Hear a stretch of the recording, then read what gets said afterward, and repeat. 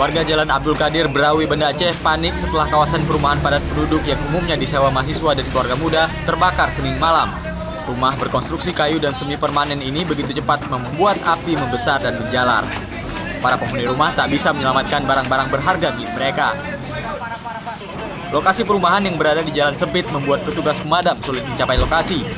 Mulanya warga hanya berupaya memadamkan api dengan air comberan dan sumur warga. 6 unit mobil pemadam kebakaran dikerahkan ke lokasi. Jelang dini hari, api baru bisa dijinakan. Belum diketahui pasti penyebab kebakaran ini. Namun menurut warga, api diduga karena arus pendek listrik. Sebab sejak Senin sore, listrik di kawasan ini mati. Apalagi sejak 2 pekan terakhir, sejumlah wilayah di Aceh sering mendapatkan pemadaman bergilir dari listrik PLN. Warga hanya bisa memungut sisa-sisa barang yang berhasil diselamatkan. Untuk sementara, malam ini para korban menginap di rumah tetangga dan kerabat terdekat mereka. Belum diketahui pasti jumlah kerugian akibat peristiwa ini. Juga tidak ada korban jiwa dalam musibah ini.